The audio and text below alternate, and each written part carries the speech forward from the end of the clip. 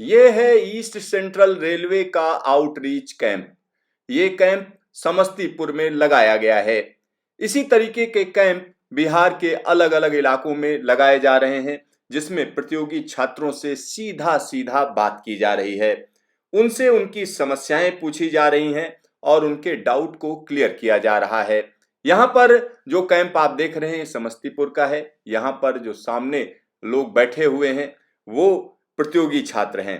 प्रतियोगी छात्रों के मन में जो भी शंका है उसके समाधान के लिए यहाँ पर खासतौर पर बिहार के इन इलाकों में हाई पावर्ड कमेटी के लोग खुद पहुंचे हुए हैं और वो छात्रों से सीधा सीधा बात कर रहे हैं और उनकी जो शंकाएं हैं उनका निदान करने की कोशिश कर रहे हैं। उनके जो सुझाव हैं वो सुझाव ले रहे हैं, यानी सीधा सीधा प्रतियोगियों के बीच में पहुंच रहे हैं। सबसे बड़ी बात यह है कि नॉन टेक्निकल पॉपुलर कैटेगरी के नाम से जो पिछले दिनों परीक्षा हुई और जिसके हम कह सकते हैं कंप्यूटर बेस्ड टेस्ट का पहला रिजल्ट आया, उसके बाद जिस तरीके से बवाल मचा था उसको लेकर कहीं ना कहीं भारतीय रेलवे पूरी तरीके से सीरियस है, गंभीर है। और यहाँ पर आप देख सकते हैं कि 31 प्रतियोगी छात्र मिले इस हाई पावर कमेटी से और यहाँ जो दृश्य देख रहे हैं उसमें भी समझाने की कोशिश की गई है, क्योंकि ये विजिट थी मुजफ्फरपुर में और मुजफ्फरपुर में इन छात्रों से भी ये हाई पावर्ड कमेटी मिली और उनकी जो आशंकाएं हैं उनका निदान करने की कोशिश की गई। यहाँ पर एक बड़ी स्क्रीन पर सारी चीजों को समझाने की कोशिश की गई और ये समझाने की कोशिश की गई कि किसी भी तरीके का घोटाला नहीं है। जिस तरीके से लोगों के मन में ये आशंका घर कर रही थी कि आखिरकार पूरा मामला क्या है, पूरा प्रोसेस क्या है, क्योंकि नॉर्मलाइजेशन को लेकर तमाम सवाल हैं। इसी तरीके की स्थिति हो रही है कि जितने कैंडिडेट्स की बात कही जा रही थी उतने कैंडिडेट्स घोषित नहीं किए गए। इस तरीके की जो आशंकाएं हैं उनको लेकर प्रतियोगी छात्रों से खुले मन से बात की गई। यहाँ पर आप देख सकते हैं कि किस तरीके से सुझाव मांगे गए। समस्तीपुर में जो लोग वहां पर पहुंचे हाई पावर्ड कमेटी के पास में, उनके लिए साफ साफ बात की गई और अभी भी देश भर के अलग अलग इलाकों से जो छात्र अपनी बात रखना चाह रहे हैं उसके लिए ईमेल भी दिया गया और अब तक जो सुझाव मिले हैं वो 1 लाख से ज्यादा हैं। यानी छात्रों के मन में जो भी आशंकाएं हैं वो सामने आ रही हैं। और कुछ ही दिन पहले यानी 1 फरवरी को सुनिए रेल मंत्री ने क्या कहा था इस मसले पर। रेलवे ने रिकॉर्ड एम्प्लॉयमेंट करने के इरादे से वैकेंसीज निकाली थी 2019 में। रेलवे की नौकरी आप सब जानते हैं बहुत ही लोगों को पसंद है, क्योंकि एक स्टेबल ऑर्गेनाइजेशन है, लॉन्ग टर्म ऑर्गेनाइजेशन है। ये ऑर्गेनाइजेशन जिसका देश भर में विस्तार है, हर सबसे जन जन से जुड़ा है, एक इमोशनल कनेक्ट है। इसलिए एप्लीकेशंस निश्चित तौर पे बहुत ज्यादा आएंगी ही आएंगी। बहुत ज्यादा से ज्यादा नौजवान इससे जुड़ना चाहेंगे ही चाहेंगे। एप्लीकेशंस खूब संख्या में आई, 1 करोड़ से ज्यादा आई एनटीपीसी कैटेगरी में भी और लेवल 1 कैटेगरी में भी 1 करोड़ से ज्यादा दोनों जगह आई एप्लीकेशंस। परीक्षा की तैयारी चालू हुई। परीक्षा के हिसाब से पहले जिनको अपॉइंट किया गया उसके बाद में आया कि नहीं टेंडर करना चाहिए। टेंडर के हिसाब से सीवीसी के रिकमेंडेशंस आए, उसके हिसाब से वापस टेंडर करके नया एक अपॉइंटमेंट हुआ कि ये टेस्ट की एजेंसी होगी।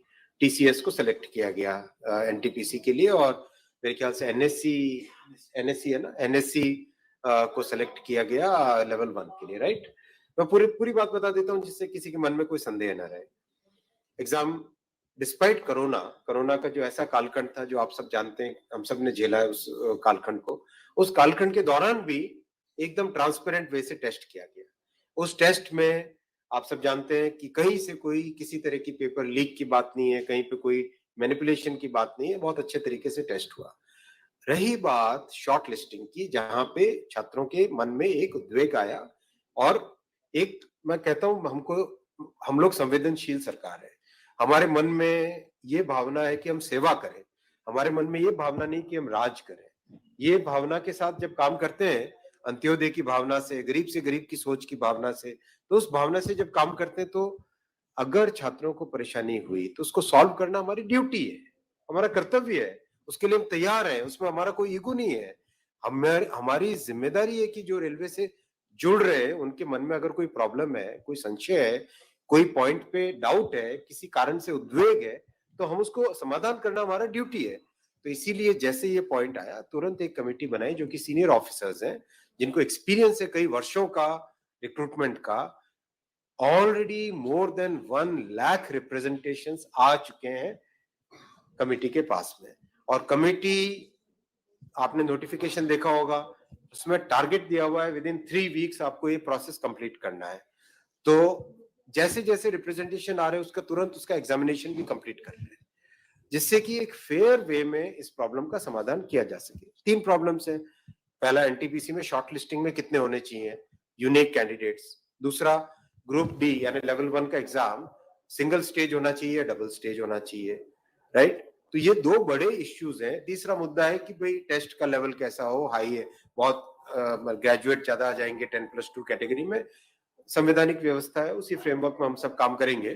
तो इन तीनों का समाधान करने के लिए हम लोग तत्परता से काम कर रहे हैं, टाइमलाइन लेके काम कर रहे हैं, संवेदनशीलता के साथ काम कर रहे हैं, सेवा की भावना के साथ काम कर रहे हैं। इसमें हमारे मन में, हमारी नीयत में, हमारे तरीके में, हमारे प्रोसेस में कहीं पे संदेह की बात ही नहीं। एकदम क्लियर स्पष्ट वे में मैं सभी छात्रों से निवेदन करता हूं, हम उस प्रोसेस से गुजरे हुए हैं। जो अनिश्चितता होती है, जो माइंड में एंजाइटी होती है, वो मैं समझ सकता हूँ। मतलब हम तो, हमें भी ध्यान है कि ट्रेन में स्लीपर कोच में नीचे अखबार बिछा देते थे और उसमें सो जाते थे, स्टेशन जहाँ पे सेंटर होता था वहां तक जाते थे, कहाँ रिजर्वेशन करवाने के हालत कहाँ होती थी, आर्थिक स्थिति कैसी होती थी, हमें ये पता है। जिया सराय में रह के रहना, एक ही दोस्त के घर में 7-8 लोग हम रह जाए, एक रूम में रह जाए, ये सब आपने, जो आप सबने देखा है, हमने भी देखा है। हमारे छात्रों की जो भावना है, उस भावना को हमने महसूस किया हुआ है, उसके साथ संवेदनशीलता से डील कर रहे हैं। मैं नहीं कहता कि इसमें अगर किसी को भी कोई भी डाउट हो तो एकदम खुले में प्रश्न पूछिए, कोई दिक्कत नहीं है, हम एकदम ट्रांसपेरेंटली इसके ऊपर काम